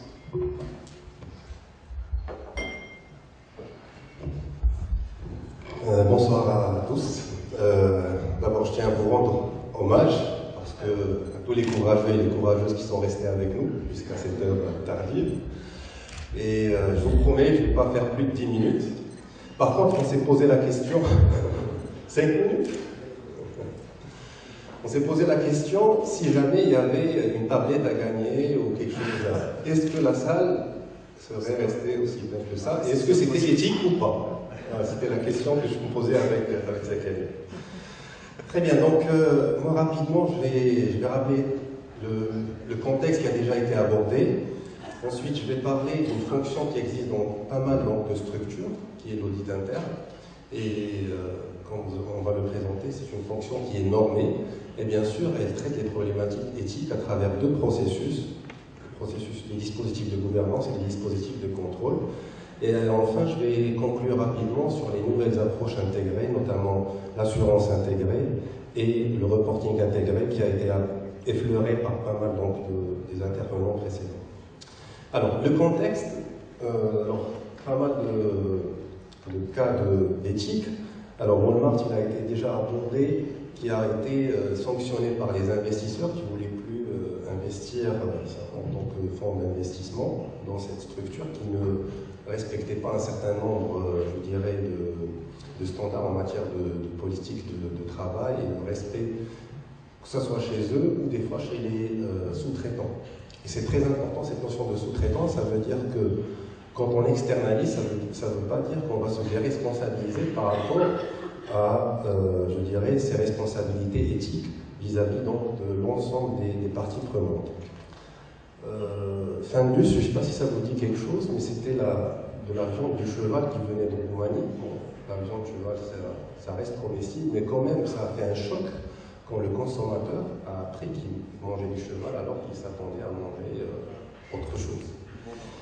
Et puis le cas de Volkswagen, qui a été abordé à plusieurs reprises, mais l'angle que je voulais aborder par rapport à Volkswagen, premièrement, ça démontre le lien entre étroit qui convergent entre l'éthique et les résultats et la performance, puisqu'ils viennent de réaliser leur première perte trimestrielle depuis plus de 15 ans, et je pense que c'est créé dans plusieurs millions d'euros. Deuxième élément, c'est qui a déclenché ce scandale en fait. C'est parce qu'il y a un régulateur qui normalise, mais ce n'est pas le régulateur. Le régulateur, ça lui passait sous le nez depuis des années. En fait, c'est une ONG avec l'aide d'une université, un laboratoire universitaire, qui a aidé une ONG qui trouvait que ce n'était pas normal que des voitures aussi puissantes ne correspondaient pas en fait aux normes de contrôle. Et effectivement, donc, ce qu'on essaie de voir aujourd'hui, c'est que les problématiques éthiques sont portées par plusieurs acteurs. Ça peut être le consommateur, ça peut être la société civile, ça peut être un régulateur, ça peut être des investisseurs. Et donc aujourd'hui, les entreprises n'ont plus le choix. C'est-à-dire aujourd'hui, performance et éthique, c'est je dirais, le même objectif. Alors maintenant, la profession d'audit interne. Alors ce qu'il faut savoir, c'est que l'audit interne, c'est un métier qui est normé. L'Institut mondial auquel nous appartenons au Maroc, ça s'appelle l'IA Maroc, la Massy. Il existe depuis les années 40. C'est un métier qui est normé, donc comme vous le voyez à votre droite, donc le cadre de référence internationale, il est très structuré. Malheureusement, les auditeurs ne le connaissent pas. Il n'est pas suffisamment enseigné dans les universités et dans les écoles, alors que nous avons une commission de relations avec l'enseignement supérieur qui est prête à aider toutes les universités et les écoles à l'enseigner selon les normes internationales. Donc vous voyez qu'il est assez structuré avec des normes, un code de déontologie, donc un code d'éthique déjà pour la profession. Donc le premier lien entre l'auditeur et l'éthique, c'est d'abord qu'il doit s'appliquer à lui-même l'éthique, donc dans l'exercice de sa profession. Ensuite, il y a pas mal de lignes directrices qui vont aider dans la mise en œuvre. Ce qui est important aussi, c'est que cette fonction va examiner 3 processus au sein de l'organisation. Des processus de gouvernance, des processus de risk management et des processus de dispositifs de contrôle qu'on appelle le système de contrôle interne. Je les ai mis exprès sous forme de poupées russes pour expliquer, parce que souvent les gens ils ont des confusions, comment ça communique, parce qu'en fait ça converge vers toutes les problématiques de gouvernance, de risque et de conformité. Alors, dans le cadre de l'évaluation du processus de gouvernance, on va trouver que la norme 2110, donc, il stipule que l'audit interne doit évaluer ce processus de gouvernement de l'entreprise. Et parmi les éléments qu'il doit vérifier, c'est justement est-ce que le processus répond à l'objectif de promouvoir les règles éthiques et les valeurs appropriées au sein de l'organisation. Donc c'est vraiment la première chose que les auditeurs sont censés vérifier. Maintenant, ce que j'expose ici ne veut pas dire que les auditeurs marocains, par exemple, le font tous, parce que forcément, la maturité de la gouvernance au sein des organisations n'a pas atteint le niveau où le périmètre de l'audit interne intègre ce type de mission. Mais c'est inscrit dans les normes. Et justement, c'est la méconnaissance de ces normes qui fait que des fois, ce n'est pas appliqué, mais normalement, c'est faisable. Ce que vous remarquez dans le deuxième point, c'est qu'on parle d'éthique, mais on parle juste après donc, de performance de l'organisation. Ça va de soi. On travaille sur les problématiques de performance, de création de valeur, et on parle de problématiques d'éthique et de conformité. Ce sont les deux actes, les deux vecteurs. Maintenant, quand on rentre dans le détail, on va évaluer le programme, parce qu'une fois qu'on se dit éthique, normalement, on devrait avoir un programme qui est un ensemble de projets, d'actions, d'activités, qui démontrent qu'on est éthique. Il ne suffit pas d'avoir un discours, il ne suffit pas de le mettre sur son site web, il ne suffit pas de mettre des valeurs sur son site web ou sur une charte. Il faudrait que ça se traduise par des actes. Alors justement, dans le cadre de ce programme-là, on va vérifier est-ce que donc, ces principes, ces valeurs sont clairement définis. Il faut que ça soit clairement défini pour que ça soit évaluable et, je dirais, testable. Et puis, un code d'éthique, est-ce qu'il explique ce que l'on attend de chacun et ce qui est interdit? On va le remarquer donc, dans pas mal donc, de secteurs, par exemple le secteur donc, de la santé, dans le secteur par exemple bancaire, etc. Donc il y a un certain nombre donc, de secteurs qui sont matures et qui ont des codes éthiques assez connus. Après, il faut définir aussi des responsabilités en matière de conformité, d'éthique et de déontologie, parce que souvent il y a des petites confusions. Conformité, souvent, c'est par rapport à la loi, par rapport à un certain nombre de normes, de l'interdiction. Et puis la déontologie, c'est un certain nombre donc, de règles qu'une profession va décider de s'appliquer à elle-même dans son fonctionnement. Un comité d'éthique qui va superviser les travaux du directeur de conformité ou du directeur du déontologue, une stratégie de communication et de formation pour s'assurer que les employés possèdent les informations nécessaires en matière d'éthique, et puis une sorte de headline qui va les assister régulièrement s'ils ont des questions, etc. Couplé d'une ce qu'on appelle une hotline, là c'est différent, là c'est quand il y a un problème d'incident éthique et qu'ils veulent le dénoncer. C'est un peu le système du whistleblowing aussi. Et puis un système de mesures, de récompenses et de sanctions. Parce que si tout ça n'est pas accompagné de motivation et d'un système, on va dire, répressif, ben, ça n'a pas de chance donc de réussir. Deuxième élément que je voulais montrer, ce sont les dispositifs de contrôle interne. Le dispositif de contrôle interne, beaucoup d'auditeurs le connaissent, et même les gens qui travaillent dans d'autres activités. La base de ce dispositif, alors ce dispositif, pour faire le lien avec ce qui a été exposé, il date des années 90 et c'était suite au scandale en fait du crash de 1985 et 87. Et puis à partir de là, il y a eu toute une réflexion dans une commission qui s'appelle la commission Treadway. Et donc il a donné lieu à ce référentiel. Mais la base de ce référentiel, c'est ce que vous voyez en bas, c'est l'environnement de contrôle. L'environnement de contrôle, il est marqué essentiellement par la problématique éthique. Et le premier principe, d'ailleurs, ce référentiel, il a été actualisé en 2013, il a été enrichi. Vous voyez ici les 17 principes. Là, les 5 composantes que vous voyez, ils sont repris à ce niveau-là, à gauche, parce qu'il y a un pointeur ici. Voilà, c'est les composantes. Et là, vous avez les 17 principes. Ce qui nous intéresse, c'est au niveau de l'environnement de contrôle. Le premier principe, c'est qu'il faut démontrer son engagement pour les valeurs d'intégrité et d'éthique. Et puis, quand on veut le mettre en place, dans la version 2013, en plus du principe, on a des points d'attention, ça veut dire des points de détail qui vont nous expliquer comment l'implémenter.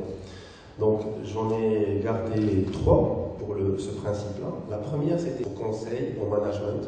On parlait du tone at the top. Dans le 2013, on a ajouté le tone at the middle parce qu'on a considéré que le middle management était le relais essentiel pour la mise en œuvre de ce type de politique en matière d'intégrité et d'éthique. Et puis, donc, il fallait établir des normes de conduite. Des normes de conduite qui vont permettre aux gens de savoir comment se comporter au sein de l'organisation par rapport aux problématiques éthiques et de déontologie. Et puis, tout ça doit faire l'objet, bien sûr, d'évaluation, d'où le rôle de l'audit interne, mais ça peut être fait par un auditeur externe aussi, pour évaluer l'adhésion à ces normes et gérer les écarts en temps voulu. Parce que si les employés ne sentent pas, la tentation est très grande. Elle est très grande parce qu'il y a des fournisseurs qui vont essayer d'employer les sous-loyers et il y a un certain nombre donc, de concurrents qui pourraient les corrompre. D'autres organisations vont même au point donc, de créer un comité qui n'est pas très connu malheureusement. Donc, au sein des comités donc, du conseil, on a des comités comme le comité d'audit, le comité de nomination, de rémunération, des comités de stratégie. Des fois, il y a un comité de gouvernance qui est dédié à un certain nombre donc, de problématiques précises comme la structuration du conseil des comités, évaluer la qualité et la complémentarité des membres du conseil, recruter des membres, etc. Mais aussi rendre public le code éthique de l'entreprise. Donc c'est un comité qui est très important et quand il est présent, il a ce rôle justement donc d'incarner cette volonté au plus haut niveau, c'est-à-dire au niveau du conseil, donc d'avoir les règles éthiques, de les mettre à jour et de démontrer qu'au plus haut niveau de l'organisation, cette problématique elle est essentielle et qu'elle engage les administrateurs aussi. Et puis pour terminer, vous voyez que je vais faire en moins de 10 minutes, je voulais parler donc des approches intégrées. Les approches intégrées, c'est même plus l'avenir, on est déjà dedans, dans le milieu de l'audit par exemple. Ici, on vous explique que ça c'est le modèle des 3 lignes de défense qui a été retenu par l'Institut international des auditeurs, et donc il explique que ça doit être que les dispositifs de contrôle doivent être intégrés à tous les niveaux. On commence d'abord chez les opérationnels, donc que vous voyez ici. Après, il y a un certain nombre donc, de fonctions de support, de contrôle, comme la conformité, le risk management, etc., la conformité, qui sont en seconde ligne. Après, il y a l'audit interne qui vient pour contrôler. Un petit schéma ici, il y a le médecin du médecin. Et l'audit interne qui communique aussi avec le conseil à travers le comité d'audit, bien sûr avec la direction générale, pour s'assurer que tout ça fonctionne. En plus de ça, il y a les auditeurs externes et il y a les régulateurs quand ils existent, notamment dans le secteur bancaire, dans quelques secteurs comme les télécoms, etc. Donc l'idée aujourd'hui, c'est qu'on ne peut pas avoir une approche, je dirais, parcellaire des choses. La norme ISO, je vous en parlais tout à l'heure avec l'un des consultants, la nouvelle norme ISO 9001 version 2015, elle est aussi dans cette logique-là. On ne parle plus de processus sans évoquer la notion de risque. Parce qu'avant, on travaillait sur les process, les risques étaient portés par d'autres personnes et les contrôles par d'autres personnes. Aujourd'hui, c'est une logique intégrée, process, risque, contrôle. Autre approche intégrée, c'est le cadre de référence de l'IERC qui est en fait le reporting intégré. Et c'est ce qu'a abordé donc, pas mal donc, de nos... donc, vous pouvez le trouver sur le site donc, de l'IERC. C'est justement, on ne va plus faire un reporting focalisé uniquement sur les aspects financiers de rentabilité. On va essayer donc de peaufiner cette création de valeur et quelle est la dimension, je dirais, sociétale, environnementale, industrielle, humaine, dans la constitution de la valeur et comment elle est répartie.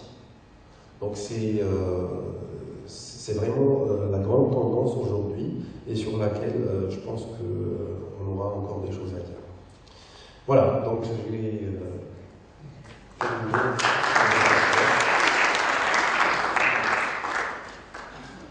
Merci beaucoup, Simone. Personnellement, j'ai eu une connaissance des process l'audit interne, mais je pensais que c'était plus orienté système, et là ça fait plaisir de voir que toute la dimension intégrité est prise en considération, et ce que je retiens aussi, c'est que l'exemplarité au niveau du board, au niveau du top management, au niveau du management.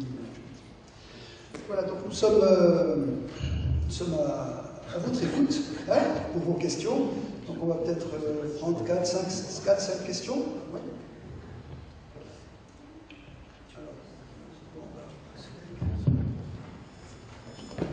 Et je vous l'amène, après vous le faites circuler entre vous.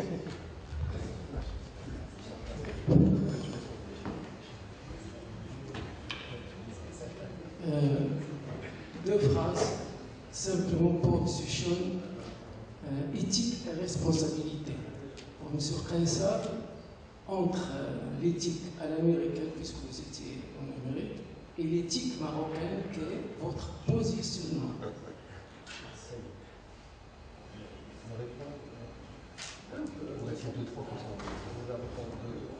On va peut-être prendre 2-3 questions.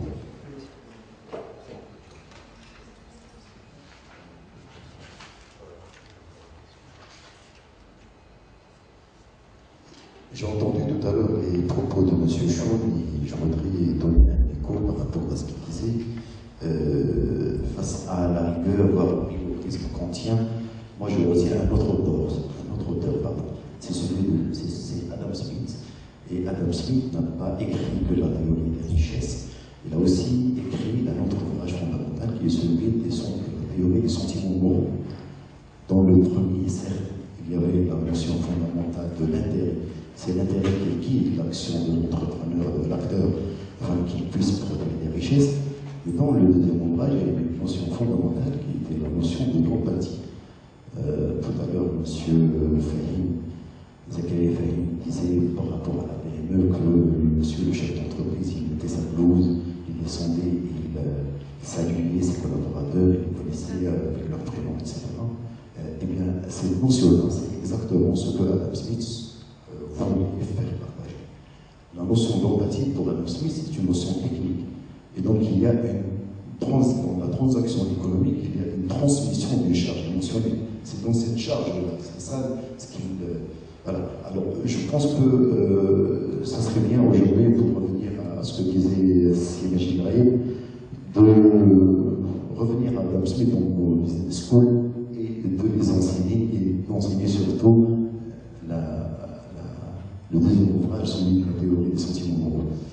La religion, Rerum Novarum, de 1792, l'encyclique du pape Léon XIII, et après, en 1956-1948, la Confédération des Églises protestantes a demandé à un économiste, Howard Powell, à Chicago, de produire un ouvrage, une espèce de passerelle entre le monde économique et l'éthique protestante.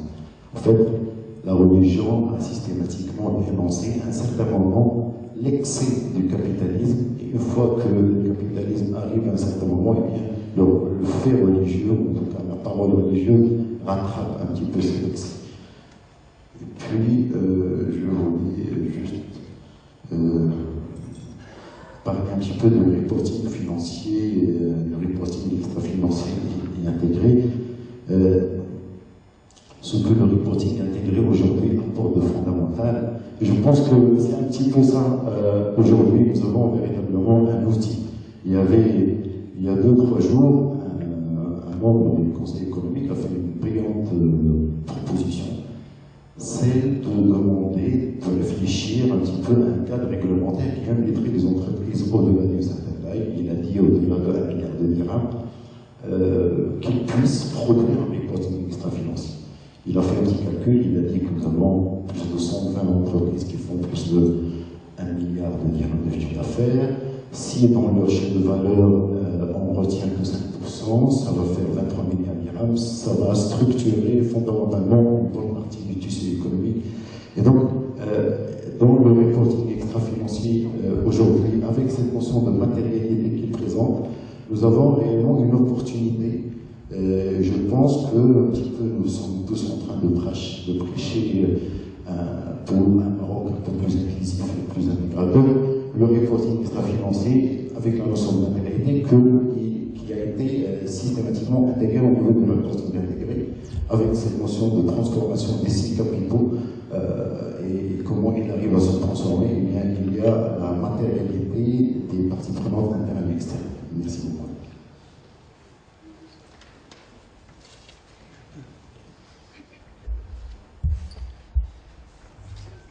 Je me rappelle, je suis l'ex-directeur de l'Office national de l'eau et de l'électricité. Je voudrais juste interpeller les intervenants sur un point, en fait, pour faire le parallélisme avec ce qui a été fait au Maroc au niveau de la promotion de la démarche qualité.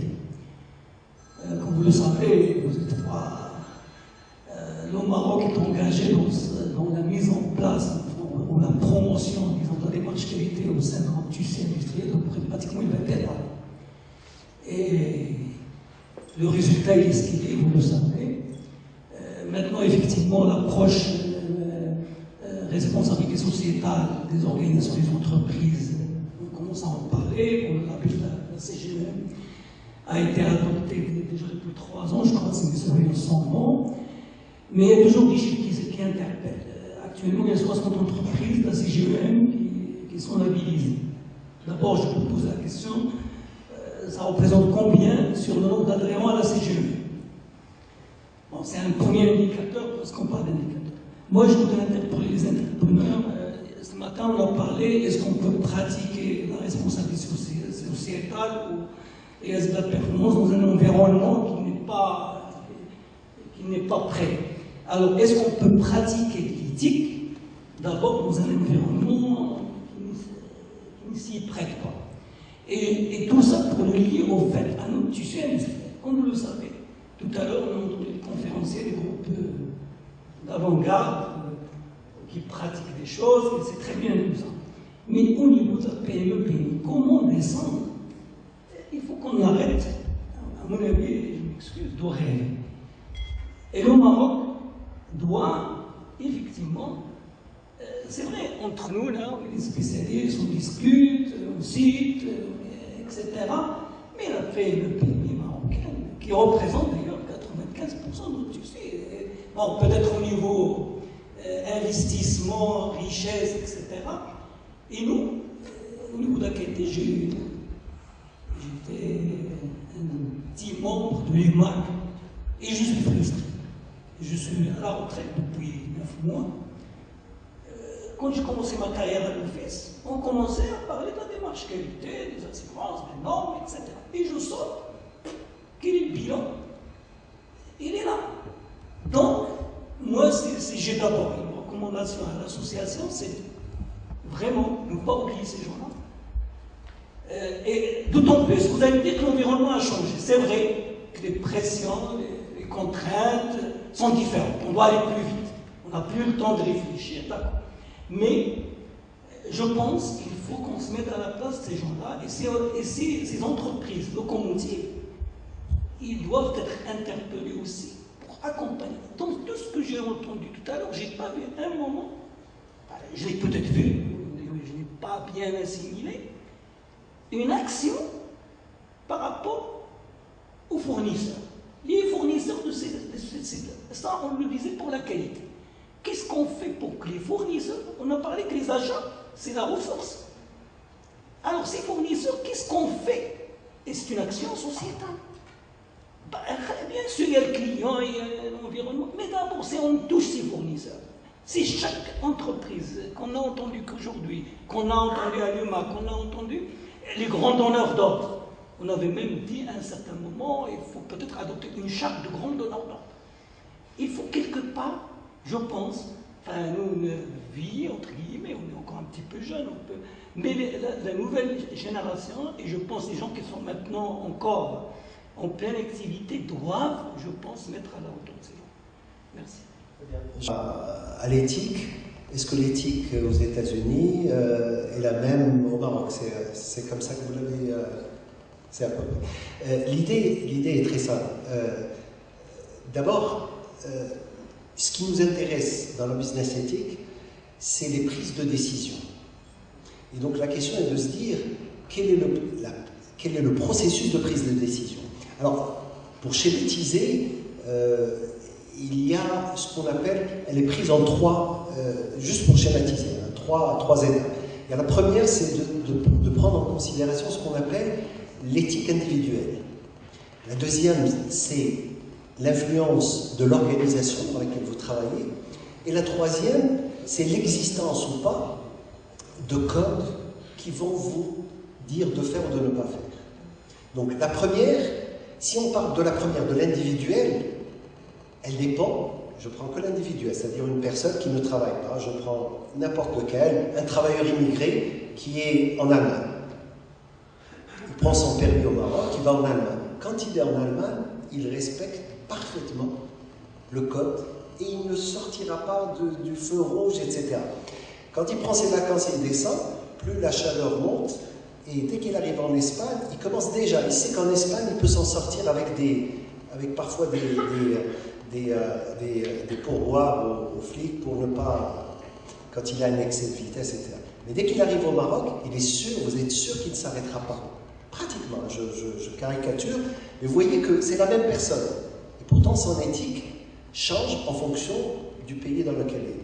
Maintenant, si vous prenez la même personne et vous la mettez dans un contexte organisationnel, c'est-à-dire une organisation, une entreprise, et bien dans l'entreprise, il va se comporter différemment. En général, quand on a un jeune qui vient d'être recruté, ben, il est dans une position de regarder rapidement l'environnement et voir comment l'environnement réagit. Si les gens viennent en retard, il va pas venir en retard le premier jour, mais peut-être le deuxième. Dès qu'il est sûr qu'il n'y aura pas de sanction, ben, il fera en sorte de faire ce que font les autres. D'accord? Donc l'organisationnel va vous dicter. Si les gens viennent à l'heure, ben, ce jeune-là va venir à l'heure, il va suivre. Le troisième, c'est, dans la prise de décision, c'est l'existence ou pas de sanctions ou de codes éthiques qui vont vous permettre justement de dire attention, voilà où se situe. Donc, de manière générale, pour répondre, si vous prenez l'individu, ben, l'individu diffère des États-Unis et du Maroc. D'accord? Et cette éthique-là sera différente, et on le voit. Maintenant le vrai problème, est-ce que l'entreprise marocaine a la même éthique, ou devrait avoir la même éthique que celle des États-Unis? Mais dans la réalité, oui. Il n'y a pas 36 000 éthiques, il n'y a qu'une seule. Alors, qu'est-ce que font les grandes organisations? Ben, elles essaient, dans le domaine de l'éthique, si on prend l'ONU, ben, elles donnent les 10 principes du Global Compact, du pacte mondial, où ils disent voilà ce qu'on entend par, voilà ce qui ne devrait pas être fait par les entreprises pour faire du business, etc. Donc vous voyez que le référentiel après vient, mais il n'est pas imposable.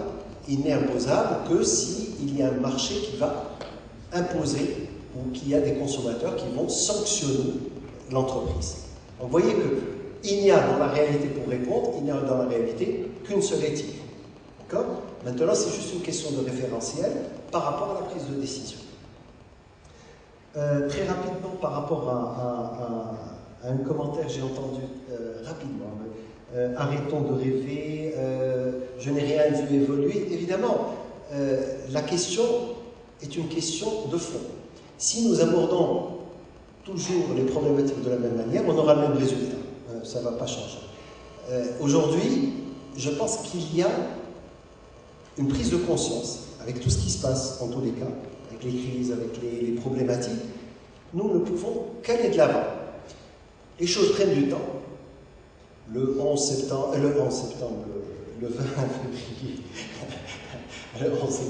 février n'est pas loin, le 20 février 2011, c'est un moment où on a pris conscience qu'il y a quand même des choses à faire. Au plus haut sommet de l'État, on a commencé à faire. Il faut rester vigilant. La société civile doit rester vigilante. Les associations professionnelles doivent rester vigilantes. Nous devons tous faire quelque chose pour changer. Si nous ne faisons rien, nous n'aurons rien. Maintenant, il faut faire. Il faut pas baisser. C'est aujourd'hui qu'il ne faut pas baisser les bras. Et pas hier. Peut-être qu'hier, on est passé. Aujourd'hui, on est sur la bonne position pour prendre les bonnes. Maintenant, évidemment, il faut que ça vienne. Alors, les écosystèmes sont importants. Aujourd'hui, on a entendu parler des budgets de l'État comme étant des budgets qui risqueraient d'imposer certains critères, justement, aux entreprises. Ne sont admissibles que les entreprises qui ont certains critères. Et donc, petit à petit, et ça prendra du temps, mais il faut rester vigilant. Alors, je voulais répondre à la question sur éthique et responsabilité, je l'avais dit, mais en fait, pour moi, la responsabilité, c'est être comptable de ses actes. Et les Anglais, les anglo-saxons, ils ont un très bon terme pour ça. C'est accountability. To be accountable. Voilà. Bon, c'est un peu, ça traduit ça. Et il y avait une question sur les PME. Les PME et TPE. Alors ça, c'est très intéressant, parce que moi, j'ai participé à une opération dans PACA, donc c'est la région Méditerranée, et c'était une opération collective organisée par le MEDEF local, d'accompagnement de TPE-PME. C'est-à-dire c'était des entreprises qui devaient avoir moins de 250 personnes, obligatoirement, et dont beaucoup étaient des TPE. Donc les TPE, c'est moins de 10 personnes en France. Hein. Et donc accompagnement, démarche RSE, bâtie sur les OATI, etc. Et c'est une démarche qui durait 18 mois. Parrainé, alors privé, public, parrainé par des grandes entreprises privées comme Schneider, comme MAN, etc., et par la région, etc. Et en fait, avant même les 18 mois, la fin des 18 mois, au bout de 6 mois, ou à peu près de 6 mois, on a déjà réussi à montrer ce que avait apporté la démarche à ces entreprises et à la collectivité, avec des indicateurs très précis, en disant voilà, qu'est-ce que ça vous a conduit à faire. Et moi j'ai eu des témoignages d'entreprises qui ont eu des trophées, qui ont décrit comment simplement la réflexion leur avait conduit à bâtir un autre business model, une autre ligne de produit. Une entreprise qui a dit bah, moi j'avais un grand client en Allemagne. Ce client, je suis arrivé en shortlist avec une autre entreprise sur un contrat. Et un peu la question subsidiaire, c'est qu'est-ce que vous faites en matière de RSE? Et donc, ils avaient simplement répondu qu'ils étaient en cours, c'était dans une démarche, et il a expliqué en quoi consistait la démarche. Et le donneur d'ordre allemand a été époustouflé en disant, ah bon, ben nous on ne fait pas ça chez nous. Et ils ont eu le contrat. Donc il y a plein d'éléments comme ça qui font que cette première démarche, première opération a été faite et que les gens étaient tellement contents, que ce soit du côté des entreprises, de la CCI, des parrains, qu'ils en ont refait une autre et que cette autre opération est plus large encore que la première. Mais ce qui est vraiment important, c'est de montrer que l'on peut, avec des indicateurs de performance, démontrer ce que cette démarche apporte d'une part aux entreprises, d'autre part à la collectivité. Et c'est en ça que c'était une démarche, je crois, assez exemplaire et qu'elle est regardée de près en France, parce que justement, on a essayé de regarder ce que ça rapportait à tout le monde.